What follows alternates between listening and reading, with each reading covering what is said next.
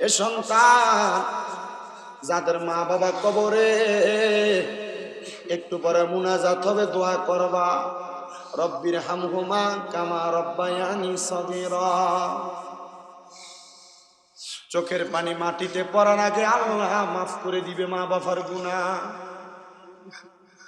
আগে বাড়িতে গেলে যাইতে দেরি হইলে মা বাপের বারবার কইতো রাস্তাটা আগে দেখেন না ফোলাটা নিয়ে আইতাছে। এখন বাড়িতে গেলে বউ বউয়ের মতো ঘুমায়। মা ভাত খাইতো না, রাত্র 2টা 3টা বাজলেও মা তরকারি গরম করে খাওয়াইতো। এখন বউ ভাত টেবিলে রাইখা দিয়া নিজের মতো করে ঘুমায়। মা বাপ তো কবরে, কে গরম করে খাওয়াইবো? আরে পৃথিবীতে মায়ের মতো আপন কেউ হবে না, হবে? পৃথিবীতে মায়ের মতো আপন কেউ হবে না। হাইরে পৃথিবীতে মায়ের মতো আপন কেউ হবে না। তোমরা কোনোদিনও মায়েরই মনেতে কষ্ট দিও না। তোমরা কোনোদিনও মায়েরই মনেতে কষ্ট দিও না। কত পাপী আছে যে মাকে কষ্ট দেয়, মায়ের মনে কষ্ট দিয়ে অভিশাপ নেয়। হায়রে মায়ের মনে কষ্ট দিলে কষ্ট পায়রা পানা কন্যা। মায়ের মনে কষ্ট দিলে কষ্ট পায়রা পানা। তোমরা কোনোদিনও মায়েরই মনেতে কষ্ট দিও না। তোমরা কোনোদিনও মায়েরই মনেতে কষ্ট দিও না। আবার এমন অনেক কুলাঙ্গার সন্তান আছে, যেই সন্তানেরা বিয়া করার পরে শ্বশুর শাশুড়িরে আব্বু আম্মু কইয়া ডাকে, মা বাপরে মা বাপ কইয়া পরিচয় দেয় না। শ্বশুর শাশুড়ির বাড়িতে গেলে পায়ে ধরে সালাম করে, মা বাপরে বছরে একবার সালাম করে না। আব্বাজি রে মাপ চাই তোমার কাছে। শ্বশুর শাশুড়িরে শ্বশুর শাশুড়ির মতো সম্মান কইরো। আগে নিজের ঘরে বাতি দে, তারপরে পরের ঘরে দিস। নিজের শ্বশুর শাশুড়ির সম্মান করার আগে মা বাপরে সম্মান করবা, মা বাপরে ইজ্জত করবা, মা বাপরে মর্যাদা দিবা। আম্মা আব্বারে যত সম্মান করবা, আম্মা আব্বার মতো রত্নরে যতদিন যত্ন করবা, আল্লাহ তাআলা তোমারে সম্মানিত বানাইবো, মর্যাদাওয়ালা বানাইবো, ইজ্জতওয়ালা বানাইবো। আল্লাহ যাদের মা বাবা কবরে আজকের মাহফিলের উসিলায় তাদের আম্মা আব্বারে মাফ করে দাও। যাদের মা বাবা বেঁচে আছে আম্মা আব্বার হায়াতে বরকত দাও। রাহমাতুল লিল আলামিন নবীর উসিলায় যেন আম্মা আব্বারে কবুল করে। তবে একটা গ্যারান্টি দিয়া যায়, আগামী কালকে যদি শোনো আড়াইশিদার নতুন চক বাজারের চা দোকানে বৈশা কোনো মুরব্বী বলে, হ্যাঁ শামীম দাদার ওয়াজ শুই না, আমার ফুতে বাড়িতে আইসা আমি বাপের পায়ে ধরে মাপ চাইছে, কোনো অন্যায় করে নাই তবুও মাপ চাইছে, মনে করবা মাহফিল কবুল হয়ে গেছে। মা বাপের পায়ে ধরলে দাম কমে না রে, ইজ্জত কমে না। আল্লাহ তাআলার জান্নাতের চৌকাঠে চুমা দিলে যেই মর্তবা পাওয়া যায়, সম্মান পাওয়া যায়, আম্মা আব্বার কদমে চুমা দিলে সেই সম্মান পাওয়া যায়। অনেকে চিন্তা করে, হুজুর যাদের বাড়িতে আব্বা আছে তারা বাড়িতে যাইয়া বাবার পায়ে ধরে মাপ চাইবো, আমার তো আব্বা নাই, আমি কার পায়ে ধরে মাপ চাইবো? বাবা তুমি কেমন আছো ছোট মাটির ঘরে, তোমার কথা হৃদয় মাঝে পড়ছে বারে বারে, ভালোবাসি তোমায় বাবা বুকটা যে যায় ছিঁড়ে, তোমার কথা হৃদয় মাঝে পড়ছে বারে বারে, বাবা গো ও বাবা, বাবা গো বাবা। আর দরজাটা খুলতে কে যাই দুকা, বাবা বুঝি বলছে এলে নাকি খোকা, বুকের ভিতরটা লড়ে চড়ে উঠে, সবাই আছে শুধু বাবা নেই, শুধু মানে। আল্লাহ কত সন্তান জানি মা হারায়া মাহফিলে বসছে, যারার মা নাই তারার মতো এতিম জগতের মধ্যে কেউ নাই। মায়ের কাপড়ের আসলাটার ভিতরে 10-20 টাকা বাইন্দা রাখছে, সন্তান স্কুল মাদ্রাসায় যাইতে দিয়া দিছে, ফুতে এটা দিয়া নাস্তা খাইবো, মা পান্তা ভাত গুলা খাইছে না রাইকা দিছে, আমার ফুতে রোদ্রা দিয়ে আইবো, আমার ফুতে খাইলে কলজাটা ঠান্ডা হইব। ও মা কেমনে গো কবরে শুয়া রইছ, এখন দি তোমার একটু খানা খাওয়াইতে পারি না, আমার কাছে টাকা আছে একটা কাপড় কিনা পরাইতে পারি না। আগে এক বেলা ভাত না খাইলে মা বারবার কইতো পুত্রে খানা দি খাত না, পেটটা দি পিঠের লগে লাইগা রইছে। এখন 2-3 বেলা না খাইলে কেউ একবার আইসা খবর নেয় না, কেউ জিগায় না মা আদৌ অন্ধকার কবরে কেমনে জিগাইব। ওরে মা তুমি কেমন আছো, মা তুমি কেমন আছো অন্ধকার কবরে, তোমার জন্য কান্দে অন্তর দু চোখের পানি ঝরে, তোমার জন্য কান্দে অন্তর দু চোখের পানি ঝরে।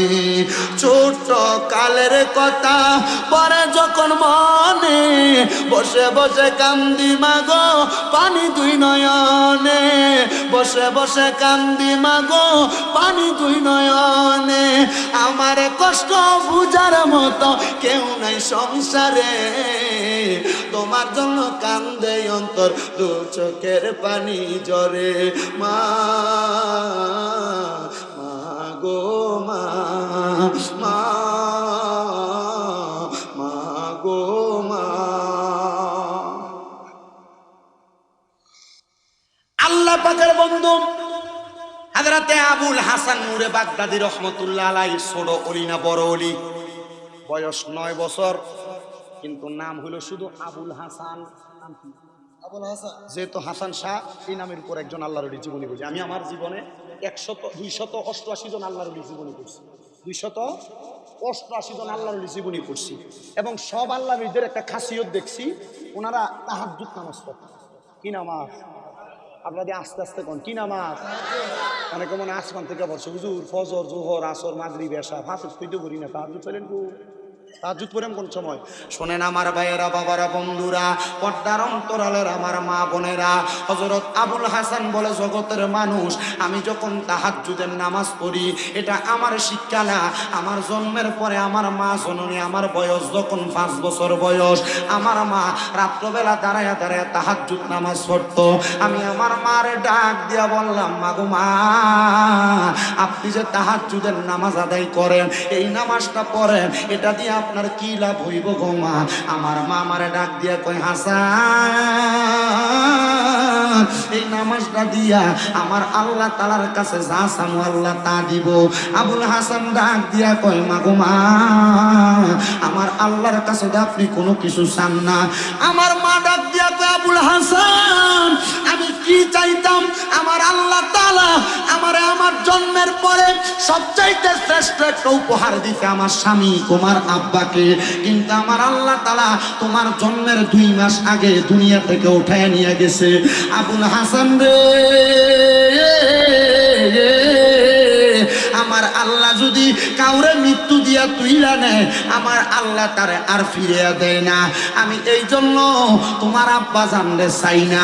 তুমি আবুল হাসানের দিকে তাকায়া তাকায়া আমি মায়ের জীবনটা শেষ করতেছি। আবুল হাসান কয়, মা, আমার আব্বা জান কি আমার জন্মের খবর জানতো? ডাক দিয়া কয়, সন্তান, হ্যাঁ, তুমি যখন আমার গর্ভে 8 মাসের তোমার আব্বা ইন্তেকাল করছে। ইন্তেকাল করছে যখন তোমার আব্বা তাহাজ্জুদ নামাজের মুসল্লাই ছিল। মরার সময় যখন তোমার আব্বার রুহটা বের হয়ে যাবে, এমন টাইমে তোমার আব্বা জান আমি মায়ের ডান হাতটার উপরে হাতটা রাইখা আমি স্ত্রীর কাছে আবদার করছে, আবুল হাসানের মা, আমার সন্তান জন্ম নিলে তুমি তার নামটা আবুল হাসান রাইখো।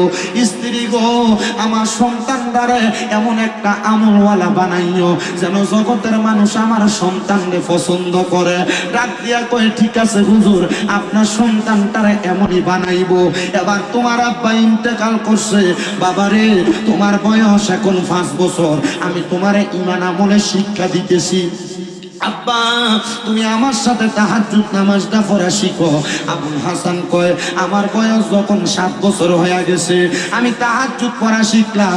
আমার মার কথা মোতাবেক আমি বাগদাদ নগরীর মাদ্রাসায় যাইয়া 7 বছর থেকে 8 বছর পর্যন্ত 1 বছর আমি কোরআনুল কারীম মুখস্থ করে হাফেজ হয়ে গেছি। যেই যুগে জুনায়েদ বাগদাদি ছিল, যেই যুগে আব্দুল্লাহ মারুফ কারকি ছিল, আব্দুল্লাহ মারুফ রুসাফি ছিল, ওই যুগে আমি আবুল হাসান ওলি ছিলাম। জগতের মানুষ আমি যখন 8 বছরের হয়ে গেছি আমার মা ইন্তেকাল করছে। মা বাবার এতিম সন্তান আমি বাগদাদ থেকে ইরাক নগরীর মধ্যে চলে গেছি। ইরাক নগরীর মধ্যে যাওয়ার পরে রে আমি কোনো জায়গার মধ্যে আলেম অর্জন করার জন্য জায়গা পাই না। ওই ইরাক নগরীর একজন বড় আলেম যার নাম হযরতে হামিদ ইবনে আব্দুল্লাহ, আমি ওনার কাছে যা বললাম হুজুর আমি আপনার কাছে কোরআন হাদিস সম্পর্কে ইলম অর্জন করতে চাই। বলে তোমার মা কই, তোমার বাবা কই, যারা তোমাকে আমার কাছে দিয়া যাবে? হুজুর আমার মা নাই, আমার আব্বাও দুনিয়াতে নাই, আমারে কে আপনার কাছে দিয়া যাবে? বলে তুমি লাওয়ারিস? বলে হ্যাঁ হুজুর আমি লাওয়ারিস, আমার কোনো ওয়ারিসদার নাই, আমার সম্পদ নাই, আপনার কাছে আমারে রাইকা দেন না গো হুজুর। হুজুরের কাছে রাইকা হুজুর কয় এখন লজিং চলে না আপনার এলাকা? লজিং চলে না? লজিং চলে। হুজুর কয় রে বাবা তোমার আচরণ আমার কাছে ভালো লাগছে, তোমার ব্যবহার আমার কাছে ভালো লাগছে। এমন ভাবে 7 দিন আবুল হাসান রে রাখছে। রাখার পরে তার আচার ব্যবহার ভালো দেইখা এই বাগদাদ নগরীর বাদশা আগমন করছে। আইসা ডাক দিয়া কই হুজুর আমার বাড়িতে একটা সন্তানের দরকার যে আপনার এখানে পড়ালেখা করবে, আমার বাড়িতে খাইবে থাকবে। হুজুর দেন না এমন কেউ আসেননি। হুজুর ডাক দিয়া কই এই যে সন্তান আবুল হাসান তারে নিয়ে যান, সে বড় নম্র, সে বড় ভদ্র সন্তান। বালা হইলে মানুষ তারে বালা কয়, খারাপ হইলে খারাপ কয়। আব্বাজিরা যুবক ভাইরা আমি আইসেই খবর পাইছি এখানে নাকি একটা ঝগড়া ঝামেলাও হয়ে গেছে। ঝগড়া ঝামেলা কইরো না, ঝগড়া ফাসাদে লিপ্ত হইও না, এগুলার কারণে আল্লাহ তাআলা নারাজ হইয়া যাইব, আল্লাহ তাআলা গজব তোমাদেরকে দিব, বিশৃঙ্খলা সৃষ্টি করো না। আমার আল্লাহ কয় যারা বিশৃঙ্খলা সৃষ্টি করে আমি আল্লাহ তাদের প্রতি লানত প্রদান করি। আবুল হাসানের দিকে তাকায়া হযরতে আল্লাহর ওলি হামিদ ইবনে আব্দুল্লাহ বলে, আমি তার দিকে তাকায়া বললাম বাদশাহ, ও বাদশাহ গো আপনি তারে নিয়ে যান, সে ঝগড়া করে না, দ্বন্দ্ব করে না, এলেম অর্জন করতে বড় আগ্রহী। বাদশাহ তারে বাড়িতে নিয়ে গেছে, 1 সপ্তাহ পর্যন্ত বাদশার বাড়িতে থাকে। আবুল হাসান কয় বাদশার বড় রাজপ্রাসাদে আমারে থাকতে দেয় নাই, গোলামরা যেখানে থাকে সেই ব্যক্তি আমারে সেই জায়গার মধ্যে বেড়ার ঘরে থাকতে দিছে। আমি কিচ্ছু বলি নাই, আমি খাবারের সময় খাবার ভক্ষণ করেছি, বাদশাদেরকে মাঝে মাঝে কোরআন তেলাওয়াত করে শোনাইছি। এ জগতের মানুষ আমি যখন কোরআন তেলাওয়াত করে শোনাইছি, আমি কোরআন তেলাওয়াত করে শোনানোর পরে গো বাদশা আমার প্রতি এতটা খেয়ালও করে না, তার বাড়িতে রাইখা দিছে। বাদশার বাড়িতে যে দ্বন্দ্ব বিদ্বন্দ্ব চলে আমি সেইটা জানতাম না। আমি রাত্রবেলা সারাদিন পর্যন্ত পড়ালেখা কইরা রাত্রবেলা আমার মুনিবের ডাকে সারা দিতাম। এলেম অর্জন করার পর আমি আমার আল্লাহরে ডাকতাম, আল্লাহর শুকর গুজার করতাম। আউলিয়া কেরাম রাত্রবেলা কেন আল্লাহর বেশি ইবাদত করে? ওনারা ওনাদের মুরিদদের হিসাবের ব্যাপারে, মুরিদদের আমল নামার ব্যাপারে আল্লাহর কাছে ক্ষমা প্রার্থনা করে। তুমি মনে কইরো না যে বেটার কাছে তুমি মুরিদ হইছ এই বেটা শুধু তোমার পীর না রে বাবা, তোমার পীর না, তোমার একজন আদর্শবান পিতা, তোমার একজন আদর্শবান পথ প্রদর্শক, তোমার একজন দুনিয়ার জীবনের জান ও দৌলতের মালিক। বলে হুজুর মালিক তো আল্লাহ, উনি কেমনে মালিক হয়? তুমি যে তার কাছে ওয়াদাবদ্ধ হইছ, তুমি কি আমল করো, তুমি কি গুনাহ করো? আমলের জন্য আল্লাহর কাছে শুকরিয়া আদায় করে, গুনার কারণে আল্লাহর কাছে তোমার পীরও মাফ চায়। মনে কইরো না এরা এমনি সাধারণভাবে চলাফেরা করে। হযরত আবুল হাসান বলে আমি ইলম অর্জন করে বাদশার বাড়িতে এসে আমি ইবাদত করি। ওই বাদশা গভীর রজনীতে, বাদশার কোনো সন্তান নাই, বউয়ের সাথে ঝগড়া ফাসাদ হয়ে গেছে। অনেক ঘরের মধ্যে ছেলে হয় না, মেয়ে হয় না, স্বামী স্ত্রীর মধ্যে দ্বন্দ্ব হয়, বহু শ্বশুর শাশুড়িরা তাদের ছেলের বউরে অত্যাচার অনাচার করে, বাচ্চা হয় না বিদায়। যদি মাইয়ার পরে মাইয়া হয় ছেলের লাগে জ্বালায়, যদি ছেলের পরে ছেলে হয় মাইয়ার লাগে জ্বালায়। আড়াই সিধা এলাকার নতুন চক বাজারের মহিলারা, শ্বশুর শাশুড়িরা ছেলের বউয়ের ঘরে যে সন্তান হোক না কেন, সন্তান হোক আর না হোক, অত্যাচার করো না, বাজে ব্যবহার করো না, নিজের মাইয়ার মতো মনে করবা। দেখবা বউ তোমারে নিজের মায়ের মতো মনে করব, তুমি মাইয়ার মতো মনে করো না বিদায় চাকর চাকরানির মতো ব্যবহার করো বিদায় বেডিও তোমার লগে এমন ব্যবহারই করে। কথা কন না কেন? আবার বহুত জাতের বেরিয়ে তাতে যত বালা আচরণ শ্বশুর শাশুড়ি করুক না কেন, এরা বাঁকা নজরেই দেখে জামাইর মা হিসাবে জানে। এগুলা করিস না গো মা, এগুলা করিস না, আল্লাহর কাছে জবাব দিতে পারবি না। আদারাতে ওই বাসা কোনো সন্তান নাই, স্ত্রীর সাথে দ্বন্দ্ব হয়ে গেছে। রাত্রবেলা ঘরের মধ্যে থেকে বের হইছে, বের হইয়া তাকাইয়া দেখে আবুল হাসানের ঘরটা তো বেড়ার ঘর, বেড়ার ঘর থেকে একটা নূরের আলো আল্লাহর আসমান পর্যন্ত তাজাল্লির মতো পাওয়ার দেখা যায়। রেজাল লাইট মারলে এখান থেকে যেমন ভাবে লম্বা লম্বি দূরে যায়, আল্লাহর ওলি আবুল হাসানের ঘর থেকে একটা নূরের আলো আসমান পর্যন্ত যাইতেছে। বাদশাতে আমি পাগল হয়ে গেলাম, আমি দৌড়াইয়া হামিদ ইবনে আব্দুল্লাহ তার উস্তাদের কাছে গেলাম, ঘটনা কুইরা বললাম। হামিদ ইবনে আব্দুল্লাহ কয় আগামীকালকে রাত্রে আমি দেখবো। আগামীকাল পরের দিন রাত্রবেলা হামিদ ইবনে আব্দুল্লাহ আসছে, বাদশাও আসছে, আইসা দেখে নূরের তাজাল্লি। ঘরের মধ্যে যাইয়া ফাঁকা দিয়া তাকায়া দেখতেছে ওই ঘরের মধ্যে থেকে আবুল হাসান সেজদা দিয়া রইছে।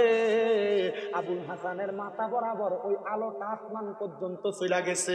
হামিদ ইবনে আব্দুল্লাহ কয় ও বাদশা, তার এটা নিয়ে তুমি আর মাথা ঘামাইও না রে, সে যখন ইবাদত করে আমার আল্লাহ ডাইরেক্ট রহমত তাই বান্দার উপরে দান কইরা দেয়।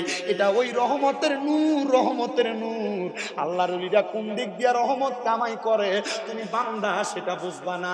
বাদশা কই হুজুর, এমন একজন ব্যক্তিরে টিনের ঘরে বেড়ার ঘরে ঘুমলো ভাই, আল্লাহ কি আমার বিচার করতো না?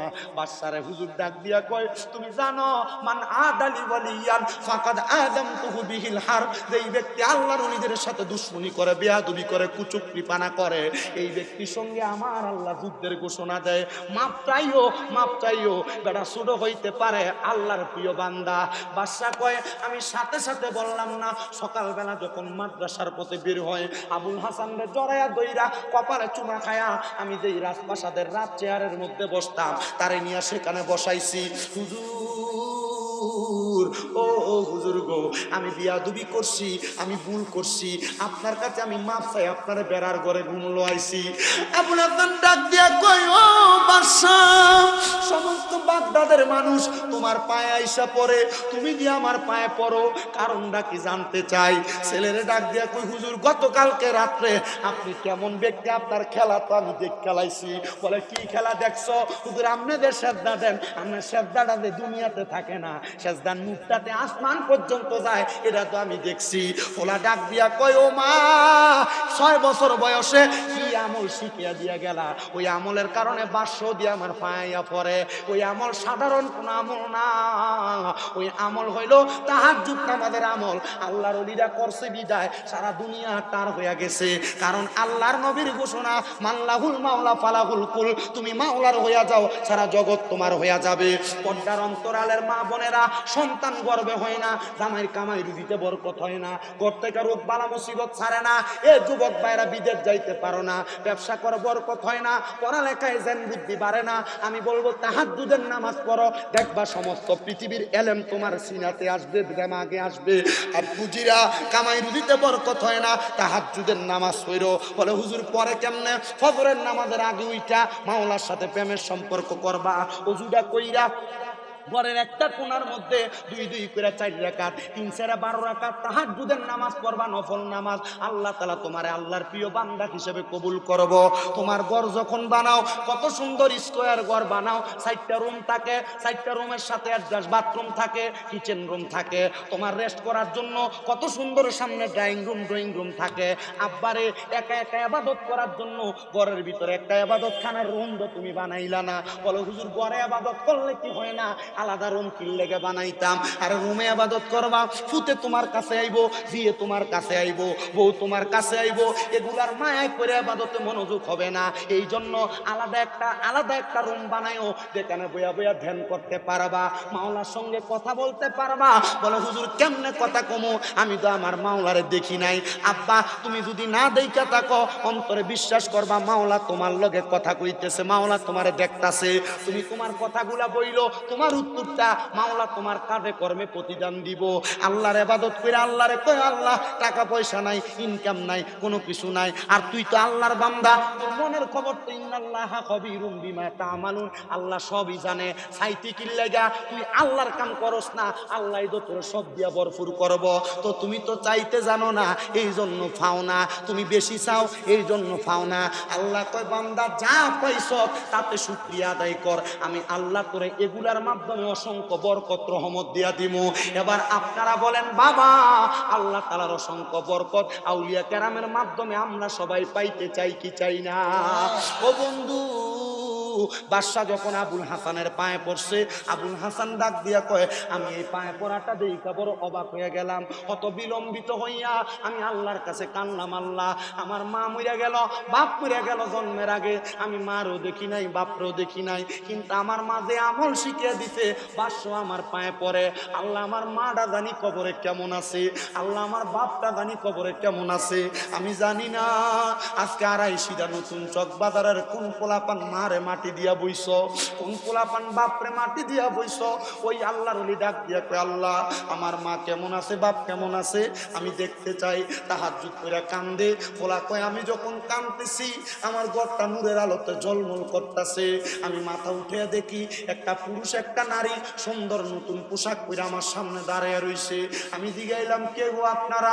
তারা কয় আমরা কইলাম তোমার মা বাবা, আপনাদের শরীরে এত দামি দামি পোশাক, বলে এগুলো আল্লাহ তাআলা তুমি সন্তানের বরকতে জান্নাতি পোশাক পরাইয়া দিছে। আল্লাহর নবী রহমাতুল লিল আলামিন নবী কয় কোন সন্তানের মা মারা যাওয়ার পরে, বাবা মারা যাওয়ার পরে ওই সন্তান যদি রব্বির হামহুমা কামা রব্বায়ানি সগীরা ওকুর রব্বির হামহুমা কামা রব্বায়ানি সগীরা বইলা চোখের মনি কোঠায় একটা মাছির মাথা পরিমাণ পানি সাইরা দিয়া কান্দে, ওই পানি মাটিতে পড়ার আগে আমার আল্লাহ তার মা বাবার জীবনের গুনাহ মাফ করে দেয়। সন্তান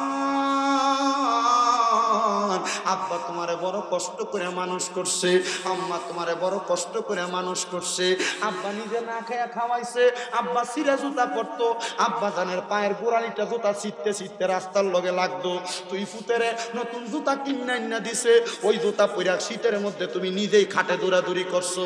ঈদের দিনে আব্বা নতুন কোনো জামা কাপড় পরে নাই, আব্বা পুরান্ডি পরে ঈদগায় গেছে, আব্বারে যদি জিগাইতা আব্বা আপনি যদি নতুন কোনো জামা কাপড় পরেন না, আব্বা কইতে এখন কি আর আমার পরার বয়স আসেনি। আব্বার কাছে টাকা নাই অভাবের কথা বলতো না, পুরা টাকা দিয়া তুমি ফুতেরে কিনা দিত। আব্বা জান নতুন কোনো লুঙ্গি পরছে না। ও সন্তান তোমার কাছে এখন টাকার অভাব নাই, কিন্তু বাপটার বড় অভাব, তোমার বাপটা তো অন্ধকার কবরে। আব্বা এত কষ্ট করে মানুষ করে দিয়া গেছে, চোখের সামনে বাবার বয়সী কত মুরব্বীরা চা দোকানে চা খায়, আব্বারা তো 100 টাকা হাত খরচের জন্য দিতে পারো না। সন্তান রে এই টাকা পয়সা দিয়ে কি হবে? তোমার টাকা পয়সা দিয়া যদি তুমি তোমার মা বাপরে শান্তি না দিতে পারো, ও সন্তান মা নিজে না খাইয়া তোমারে খাওয়াইছে, ওই মারে তুমি বাদ দেও না। বউ তোমারে কইছে তোমরা 2-3 ভাই, তুমি কি লাগা মা বাপরে একা খাওয়াও? এই কথা শুই না তুমি তোমার মা বাপরে জুদা কইরা দিছো। মা বাপ সকালে এক ঘরে, দুপুরে এক ঘরে, রাত্রে এক ঘরে খায়, এক সপ্তাহ করে ঘরে ঘরে ভাগ কইরা খানা খায়। ও সন্তান, কেউ যদি মা বাপরে এমন ভাবে জুদা কইরা থাকো, আলাদা কইরা থাকো, দেও তোমার পাউডি আমার সামনে দাও, আমি আমার জিহ্বাটা দিয়া তোমার পাও পরিষ্কার করে দিমু। ওয়াদা করবা এখান থেকে বাড়িতে যাইয়া মা বাবার পাউডি ধরে মাপ চাইবা। বলে হুজুর মাপ চামু দূরের কথা, আমি 2 ঈদে মা বাবার পাউডি ধরে সালামই করি না। এ সন্তান, আম্মা আব্বার পাও ধরলে দাম কমে না, ইজ্জত কমে না, সম্মান কমে না। আম্মা আব্বার পায়ে ধরলে আল্লাহ তাআলা সন্তানের জগৎ বিখ্যাত বানায়া দেয়। আমার এলেম কালাম নাই, মাত্র কামেল প্রথম বর্ষে পড়ি। আমার এলেম কালাম নাই, মাত্র কুমিল্লা ইউনিভার্সিটিতে বাংলায় অনার্সের ফাইনাল ইয়ারে পড়তেছি। তবে আমি মনে করি আমার কোনো জ্ঞান নাই, এলেম নাই, আমি আমার মা বাপের পায়ে তখন ক্লাস 6-7 পড়ি। ওয়াজে শুনা যায় ঘুমন্ত অবস্থায় মা বাপের ফাউডির ভিতরে সুমা দিছি। হুজুর সুডু হইয়া গেছেন না, সুডু হইছি না, ইজ্জত আল্লাহ বাড়াইছে। আমি যে ইজ্জত পাওয়ার যোগ্য না, আল্লাহ এর চাইতে হাজার হাজার গুণ সম্মান আমার দিছে। আমার মাদ্রাসার ছাত্রের অভাব নাই, মানুষ আমার সম্মান করে, ইজ্জত করে, দাওয়াত দেয়, ওয়াজ মাহফিলে নেই। সন্তান রে, আজকের মাহফিল কবুল হবে কি হবে না, আলামিন মিয়া সহ যারা মাহফিল সাজাইছে, এই মাহফিল কবুল হবে কিনা এটার গ্যারান্টি আমি দিতে পারবো না।